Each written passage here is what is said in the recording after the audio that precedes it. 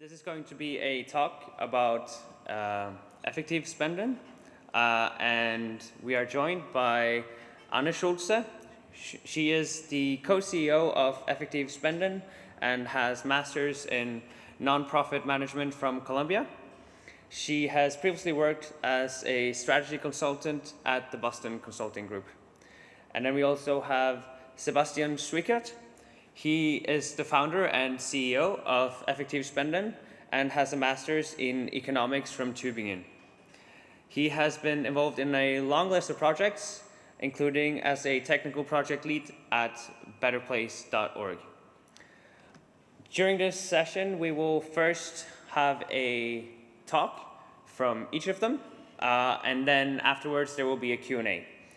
And to submit questions for the Q&A, you will have to go into Swapcard, and then you'll have to go into this event, which is on EAGxBerlin, and then you press the live discussion button or just like a chat button, and then you go into the questions tab and submit questions. And then you can also upload questions from others if you really want those answered. And that's it. Let's give them a warm round of applause.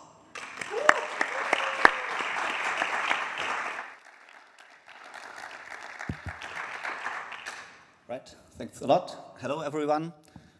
And while I'm a little bit disappointed that they didn't give us a bigger room, I want to start with a quote from Charlie Munger, who's actually the longtime partner of Warren Buffett and one of the most successful investors of all time.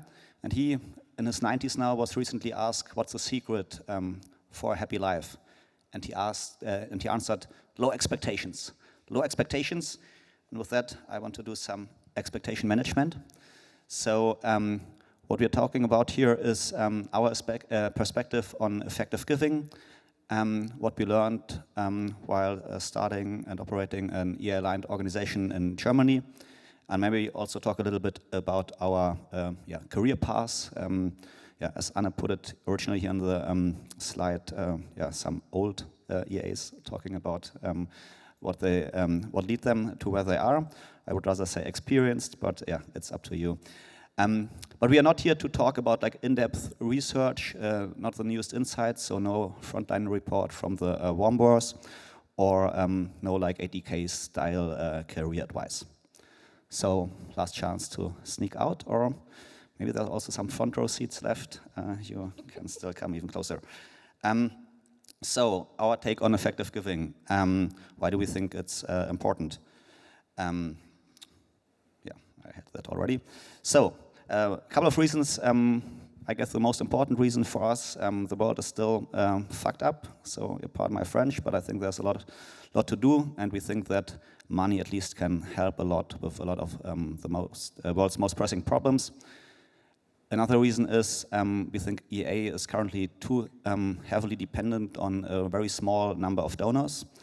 Another reason is while I'm happy like that we are here with 800 people and EA has been like on the cover of Time magazine recently, I think we are still very, very tiny, and we think effective giving can play an important role in growing EA, because it's often also where it all starts. So I sometimes consider effective giving, especially to a more like common sense near-termist causes, to be some kind of gateway drug to like the whole EA rabbit hole and what comes after it.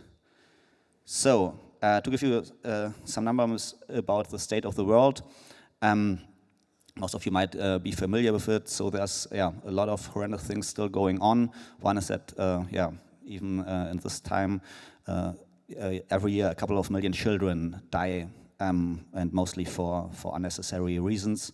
I mean, I have just 2 children, but just imagining like 5.2 million children die every year. It's not a world I really want to live in. On the other hand, it gets better, as I mean here quoting Max Rosa or Our World in Data, if like the child mortality rate would still be what it was like 200 years ago, like 60 million children would die every year.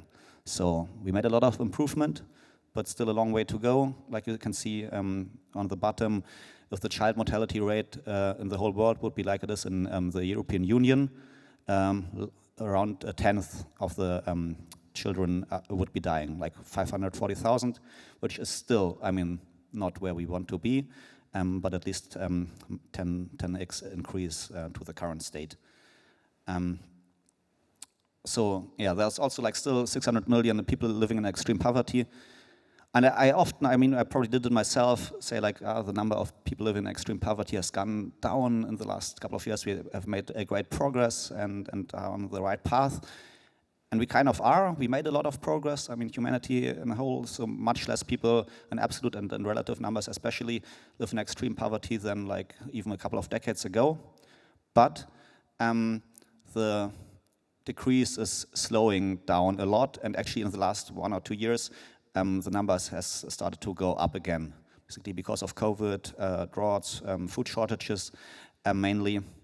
And also the most of the decrease mainly came because of Asia. So there are far less people in extreme poverty like than 20, 30 years ago, especially in China. So now most people in extreme poverty living in Africa, and there the number are almost stagnating since even before the pandemic. So it's not like it's a given thing that this will be solved in a couple of years and we don't have to work on it. Same with global meat consumption. I mean, it feels like on this conference like everyone is a vegan or at least vegetarian anyway, but that's not what's going on in the real world. Yeah, we're reaching like all-time high worldwide. Climate change, I mean, it's just this summer. I mean, you can like call me a sentimental boomer, but like the River Rhine, like Germany, proud river, was just much nicer with water flowing in it. Just in general, like nature in green looks better than in brown or black after it's burned down. And that's just, I mean, kind of first world problems, but in other parts of the world, due to extreme flooding or droughts, yeah, food crises can happen more often. And yeah, the pandemic response, in some ways it was great. I mean, like vaccine development probably exceeded expectation of most people.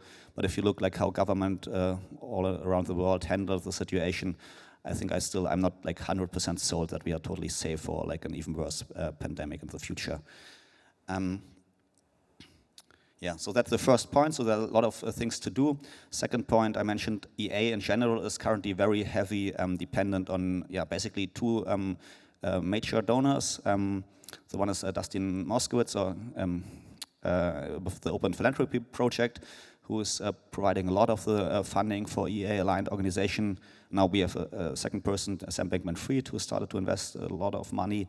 But while that's great, obviously, that's also comes with some risks. So the assets are highly concentrated. I mean, in the case of Open Philanthropy, most of it is in like Facebook and Asana stocks, and with Sam, it's in FTX and in crypto assets. And I mean, and they are also pretty strongly correlated, or less, at least in the last year, when the stocks fall, like the crypto assets also fell. So we are kind of dependent, or the EA movement is kind of dependent on their wealth and the decline. Like all of the assets fell like by more than 50% in the last year.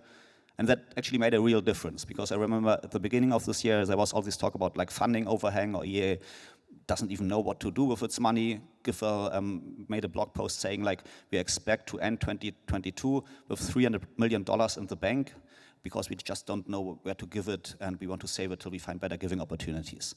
So that was the talk, and that has changed after the decline of these assets. So now GiveWell is saying they probably will fall short of what they would love to fund, so they actually need money. And in general, like being dependent on very few founders always comes with risk, because obviously money talks, and they have a really huge impact on where the money goes and which cause areas and so on. And so far I'm really, really happy about how it's going, but still things could change, and I think you don't want to be so, as a whole movement, so dependent on just a very few people. And obviously there are others, also other major donors, but again, some of the risk I was talking about are here as well, like especially from the Founders Pledge crew. They're also very heavily invested in tech and sometimes crypto, and also we kind of rely on those assets to continue to go strong. Third point is we are still tiny. So again, conference is big, and a lot is going on. EA is all over the place. Cover of Time magazine. Also effective Spenden grew quite a lot, and much more than we even hoped for in the last years. But if you like at the whole world, or even in our case, at the whole donation landscape, we are just very tiny. Like Open Phil is giving hundreds of millions away. Sam Beckman-Fried is adding to it. But even if you just look at the donation market from private citizens all around the world, it's hundreds of billion. So we are somewhere around 0.1, maybe approaching 0.2% just of the donation market, which like still is a big part of EA. So yeah, there's a lot of room to grow even in this field. And the fourth point is when I mentioned like seeing effective giving, and especially like, with a focus of rather near-termist causes or common sense causes you could like easily pitch to your mother. I think yeah, effective giving can be kind of a gateway drug to more things. And the reason I used this picture here with Ellie Hassenfeld and Holden Kanofsky from like a while back, they were still young, still both running GiveWell. I found it interesting how they started and what kind evolution they made. Because in the very beginning, they had right from the start, were looking at charities working in global health and development, but they also had charities working on education-related stuff in the US. And even just after a while, they once posted a blog post called, I think, Apples and Oranges, I guess, where they said like they wanted to focus more on the global health part because they think they can just do much more good focusing on poor countries. But a couple of years later still, I remember Holden Kanofsky writing a post where he was kind of skeptical of risk from artificial intelligence. And it took him like a couple of years, I think, to really be completely on board. And now, I mean, he's running the long-termist part of Open Phil, and obviously is like one of, at the forefront of the whole movement and providing a lot of funding for a lot of organizations in this case. But if even it takes a couple of years for Holden Kanofsky to come on board, like how can we expect a broader audience to like see one Kurzgesagt video and then say, yeah, well, obviously long-termism it is, and so on. So I think that could be, if we want to reach like a big audience and grow even more, a good way like to still have effective giving as a big part of EA, even from an instrumental value point of view to get people started. And I mean, if they end up and only donating to AMF, I'm fine with that. But I'm sure there will, as it has happened in the past, a lot of people go down the whole rabbit hole. And some of them will hopefully work later on even more neglected causes in that area. Okay, so that was a little bit about the meta background of effective giving and our take on it. So I want to dive a little bit deeper into effective Spenden. And just a short reminder about our product. I mean, most of you know it, but why we think it's awesome. Like the differences in the effectiveness of charities are just very, very huge. Like this is the kind of famous example when it comes to deworming. I know like a lot of discussion about that recently, but still there's a huge potential there that it's much, much more effective to provide deworming pills to help with educational outcomes compared to other incentives. And that is just inside the field of global health and development. If you compare it to like charities working in rich countries, the difference is even bigger. And if you then look at some of the long-termist intervention, the potential might be another order of magnitude bigger. So there's really a huge difference, and thinking carefully where you give money can make a huge difference, and making it easier for people to act on those ideas, I think also can make a huge difference. Nevertheless, it's not like there's a challenge, especially when you talk to people outside of the EA community, and that's what we usually do. So some of the things we run into, or we have to like work on educating people basically, is once again like the idea that organizations differ by so much. So there was a study done by Stefan Schubert and others a couple of years back, where they asked like normal people who are not involved in like effective altruism, what do they think, like how much more effective is the best charity to the average charity?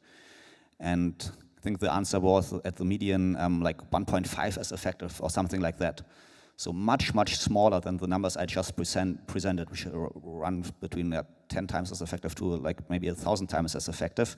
So people are just not aware of it. And if they think like all charities are basically the same, why should they even like do a lot of research if it doesn't matter that much? So that's part of our job. And just the idea like that it's even possible to compare charities.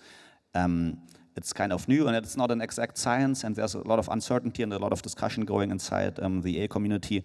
But sometimes the differences are just so big that even if you make some errors in your calculations and in your assumptions, it is very, very likely that those organizations are indeed more effectively, and that the chance that you do any good at all, that's also what people are concerned about, is kind of higher. And yeah, then the famous overhead ratio, that's still something, I mean, I forgot, like, after thinking about it for years, that's still in the head of most people, because most people have never heard of EA or of effective giving still, even if it doesn't feel like it to us. And also that it's a good idea to look globally if you want to donate your money. So charity begins at home is a saying, but it is possible to use your money to help organizations overseas and in different countries, also in other developed countries. You know, if you want to find the very best in the world, why just focus on organizations at home? And yeah, one of the things we help is to provide the tax deductibility for that, because that's also one thing people do care about. And let me see if this works. So one person we recently interviewed who is on board with that and is pretty good at communicating the ideas of effective giving is Schwiecker Breekman, a historian from the Netherlands, who's also an author for Utopia for Realists and Humankind. And he is actually in our post-donation survey the person most mentioned when it comes to the question where people were inspired to give through us or to the organization we recommend. More often than Will McAskill and Peter Singer. That was just a reminder that they might be the most famous EAs in our circles or one of the most respected. But if you really want to reach people from outside the bubble, there are some other people who might be able to do an even better job or already have a bigger audience. So let's see if this short video works, and then I will turn on to give it to Anna.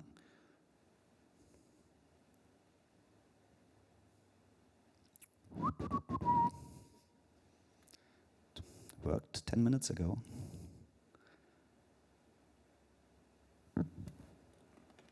Okay, check our YouTube channel for that. But maybe Anna can start with a quote from him and then take it from here. Yeah, too bad that it's not working. But basically what he said is that how to make the world a better place. A lot of people in rich countries don't realize that the most important thing they could do is to donate to highly effective causes.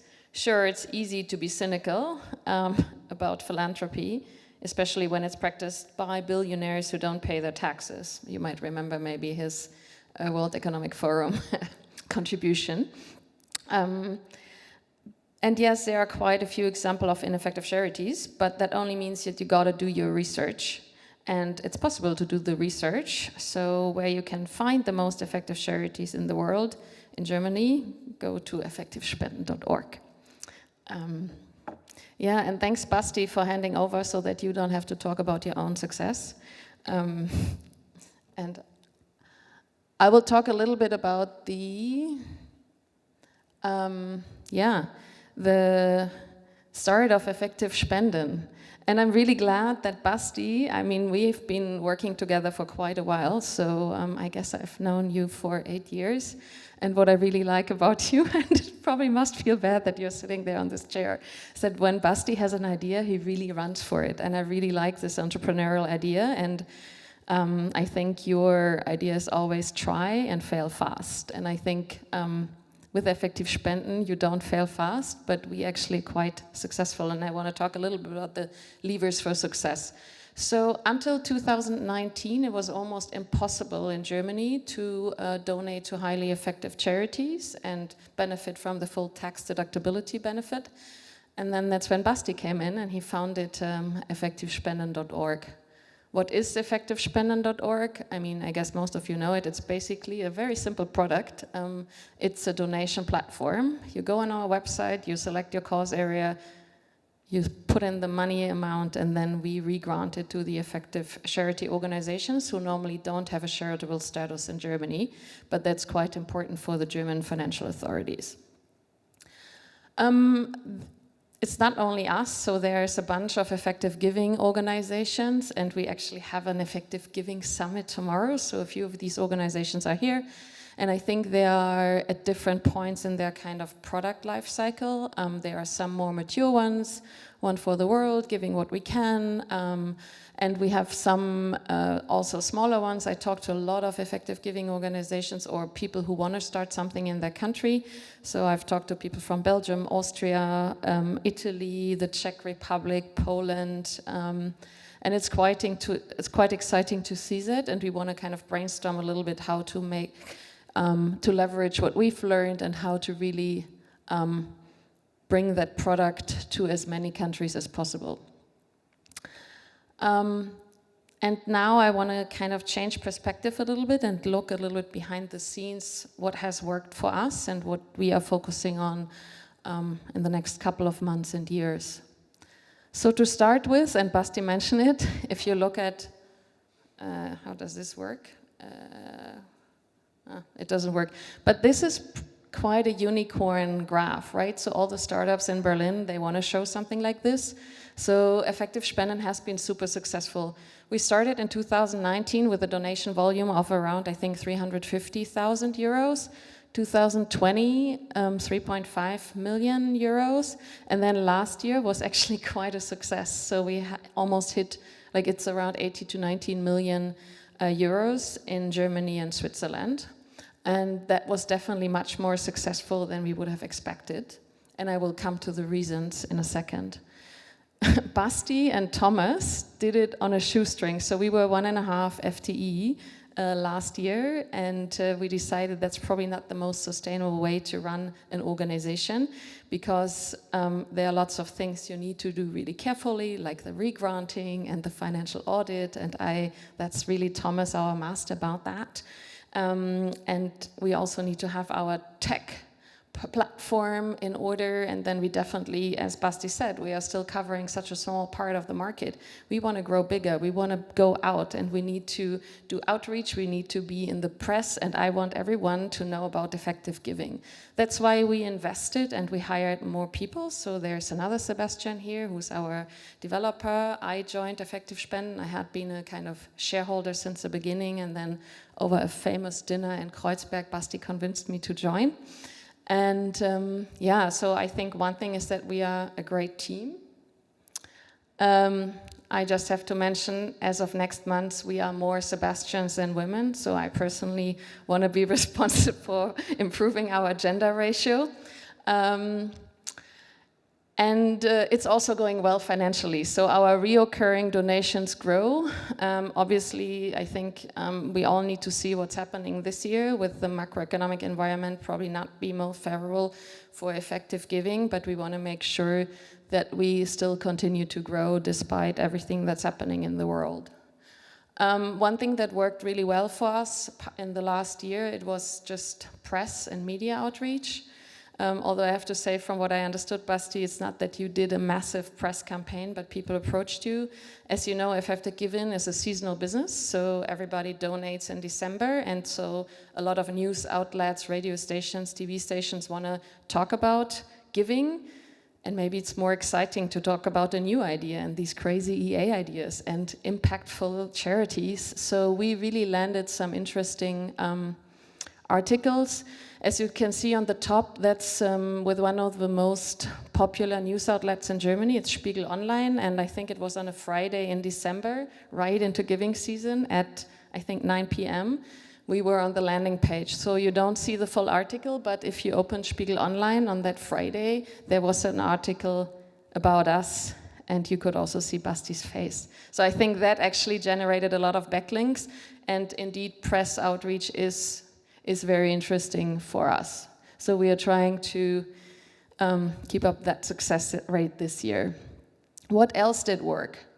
yeah, there was this unexpected customer segment that popped up. Not yet the Sam Bankman-Frieds, but we still had high net wealth individuals reaching out. As Basti always says, they have an iPhone and they Google. And they called us, and we were able to help them. We are collaborating quite closely with Legacies Now, like a philanthropic advisory boutique in Munich.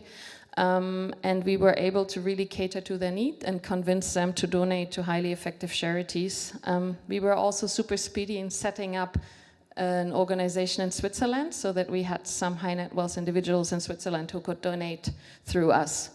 And I think that's definitely an interesting customer segment that we want to keep, obviously, in our kind of portfolio, and we are thinking about ways to cater for their needs.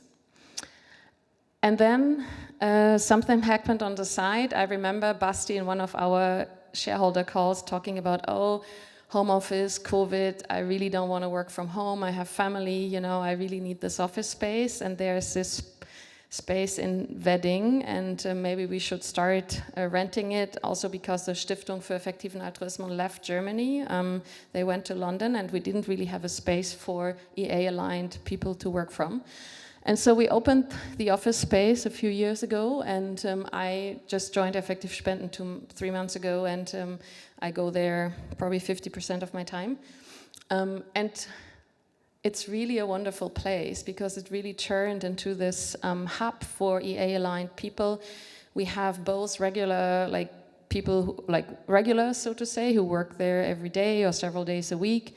We also have people who work for fully remote organizations, and they just want to really find a community. And we have guests from all over the world. So I think we had someone from Open Philanthropy visiting for 2 weeks. We have people from Give Directly, All Fed, we have the One for the World team, Legal Priorities Project. So I think it really has become a hub for EA-aligned people who want to work, and we have a famous 1 o'clock lunch, and that's always amazing for networking effects.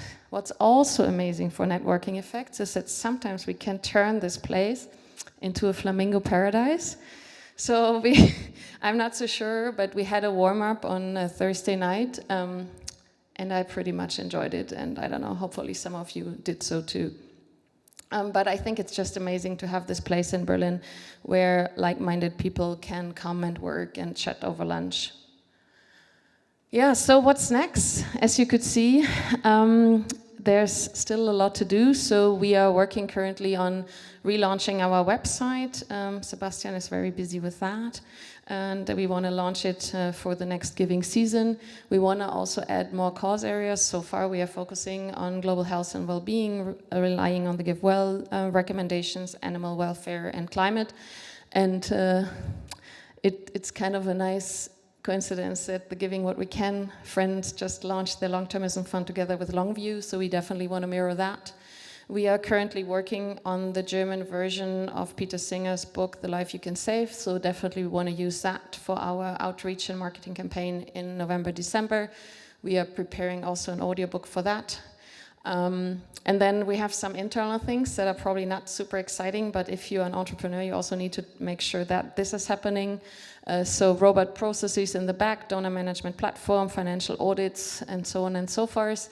We want to also kind of dive in a little bit more into more research. That's why we're hiring another Sebastian, of course, to strengthen our charity recommendations across existing and potentially new cause areas to make sure that our recommendations are robust.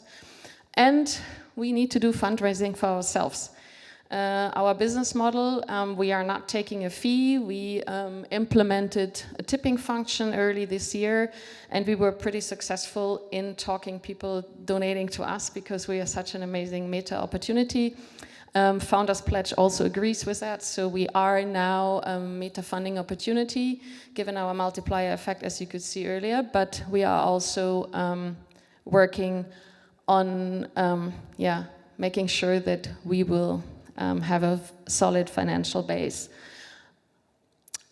And that's it from EAGxBerlin. Super quickly, because we are running out of time.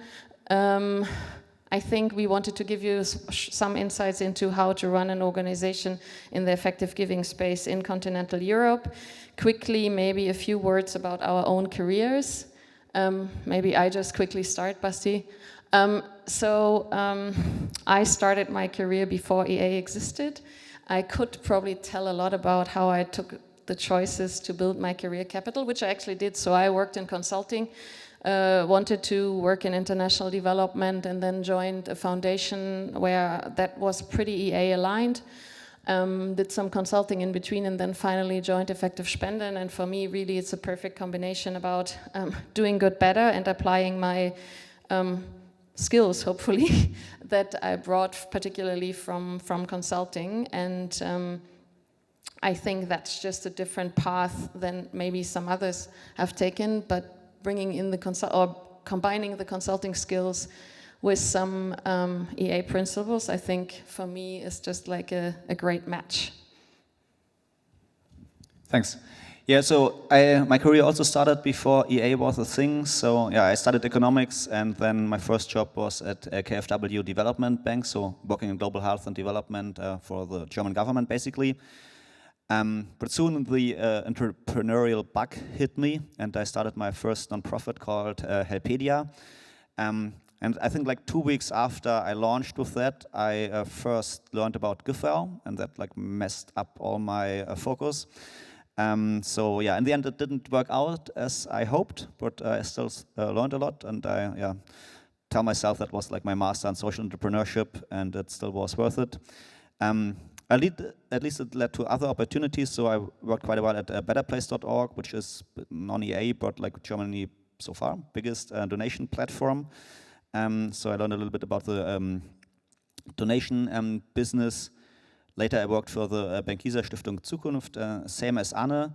That was also, and at the time I was quite involved in EA already, and that also gave me the opportunity to work in the same office with the EA Foundation, which at that time was still based in Berlin, and learned pretty early about their new priorities, and then yeah, basically started effective Spenden to make sure that at least this part of what they were doing is continued.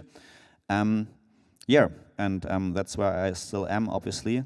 So when just like one kind of advice, especially for the German EA community, I think, I mean, yeah, there are a lot of opportunities, and you have to find your personal fit, or where you can really contribute. And I mean, you can try to be the smartest person in the room, and good luck with that here. But what could also be very valuable, I think, is if you have some entrepreneurial spirit and start things. And I think, especially in continental Europe, I think we kind of lack that skill. And I think that's also very valuable, and don't get discouraged too fast. I mean, just don't start anything without thinking about it, obviously, and talk to people or so on. But yeah, there will never ever be 100% of the people be on board and so on. And sometimes you just have to try. And even if you fail, as I did with my first nonprofit startup, doesn't mean like your career or your life is over. You hopefully have learned a lot, made some new connections, and will be doing even better next time. Yes, and as we said, we cannot probably give proper career advice. There are others who can do that better, but what I've observed is just be ambitious, but that goes without saying with everyone who's here at the conference, but also think about your individual personal fit, because I totally convinced that if you find something that fits your capabilities and capacities, then you are also much more impactful. And maybe your personal fit is an operations career. So I'm not so sure how many are here in the room, but if you know anyone or you are interested, we are currently hiring ideally someone that's not called Sebastian, but let's not be discriminated against that name. But we are hiring an operations and office management associate, because as you know, we are running that space. We want to make that an amazing experience for everyone who's working there. There are some great ideas, but often we are lacking the resources, and we are convinced of the productivity gains and networking effects. And there are just quite some operations, because all these 20 millions need to be handled carefully. So if you know anyone, look at the job board, talk to us. We also have office hours after this conversation, I think, in Newton. And join us there if you have any other questions as well. So thank you very much.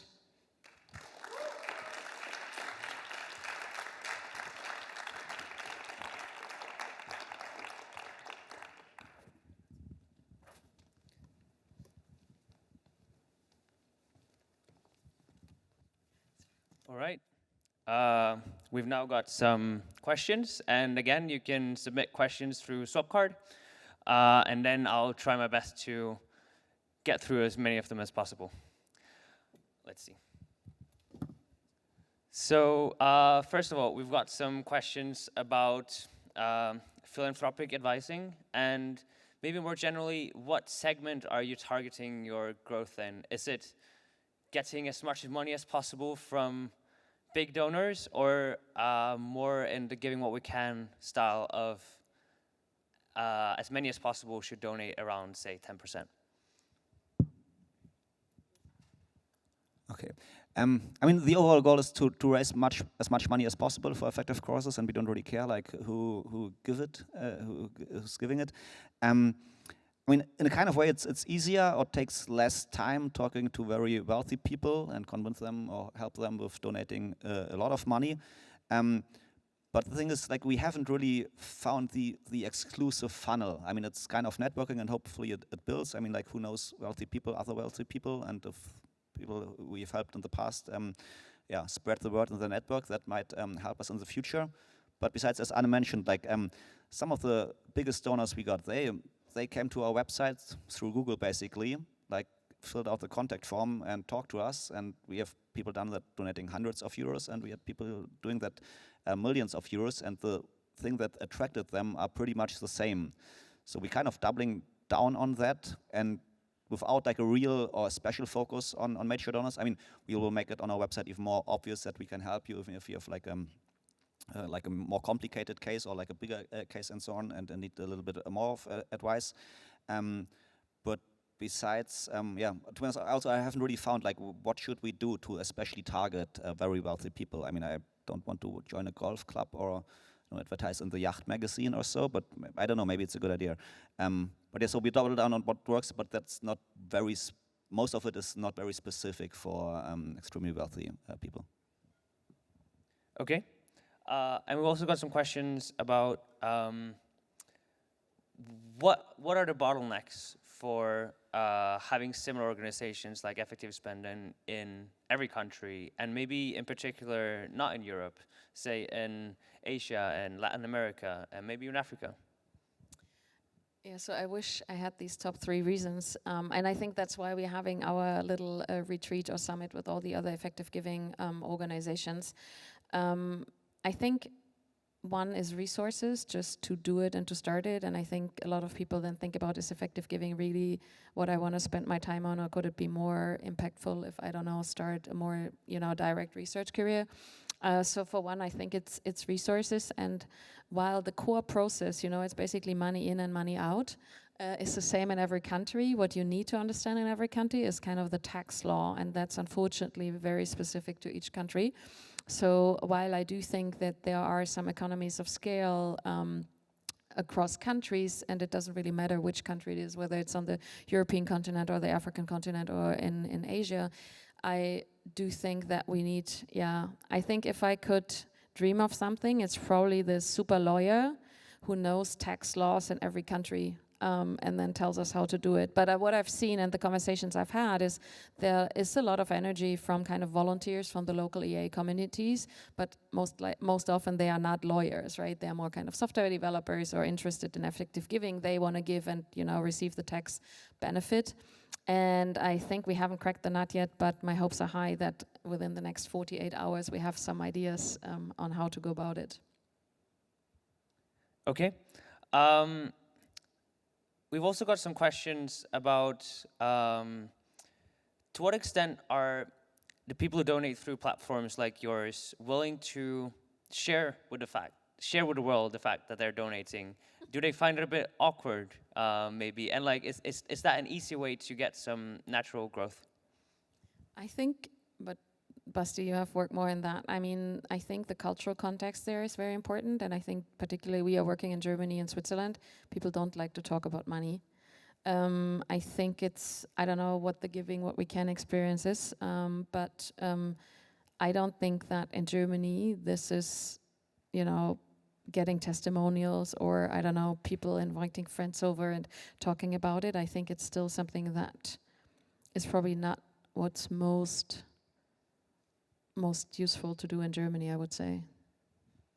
Yeah, so there's a very big difference comparing Germany and probably most of continental Europe at least to the US, where people are much more outspoken and actually donate much more.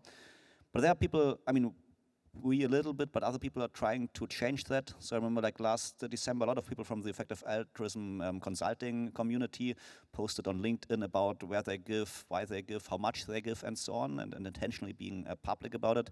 And yeah, unfortunately, this Rutger Bregman video didn't work, but he also says like he wants to, he's intentionally public about it. He joined Giving What We Can. He's speaking a lot about it, how much he gives, and to whom. So I think, yeah, there's value in like working on changing the culture about it and be more public, but yeah, probably a long way to go in Europe. Okay. You mentioned that Giving What We Can are setting up a long-term fund. What are your takes on presenting just the funds, presenting all the different charities? Can maybe people get a bit overwhelmed if there are too many options on your website? What's your approach? Yeah, so that's indeed one thing we are concerned about, or from the start. We wanted to keep it focused, especially people who don't like want to start a research career in effective giving and just want to donate 100 euros to something that's hopefully better than what they did before. And they now don't create a paradox of choice. I mean, for example, so recently, like GiveWell was fourth GiveWell Tops charity. We were like working in deworming, and we only presented one because, like, even you have to sell people like the whole deworming, effective global health and development interventions, and if you end with, and now you have like these 3 organizations basically doing the same, but you have like these 4 PhD thesis kind of research reports on them and read them, and then you can decide which one is the best fit. I think that would just overwhelm people. And also that was the reason at the beginning we wanted to keep it simple, and we just started with the GiveWell charities and then added animal welfare charities, then added climate change, which are kind of still at least problems everyone can kind of agree on or sees, or most people. And we were till recently a little bit reluctant to add like long-termist charities. I mean, for several reasons. One is also that the funding needs weren't that clear cut in that space sometimes.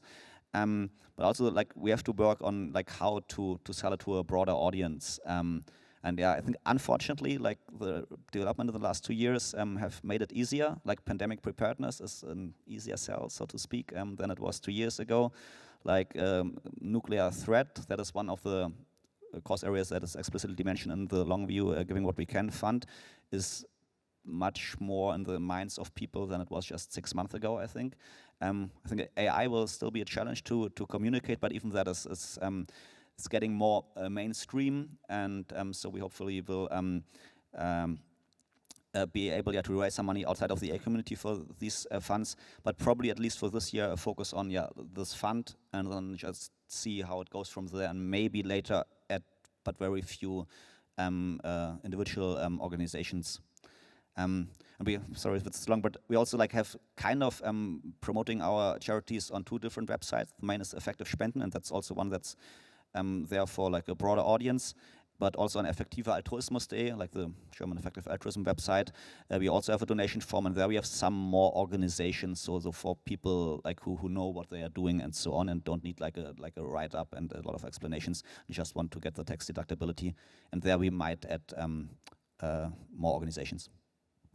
All right, this might be the final question, but we have got a question about the media opportunities you got. It sounded like those just came to you, but is there anything you can do to get more of them? How useful do you find them, and what are journalists most excited to write about?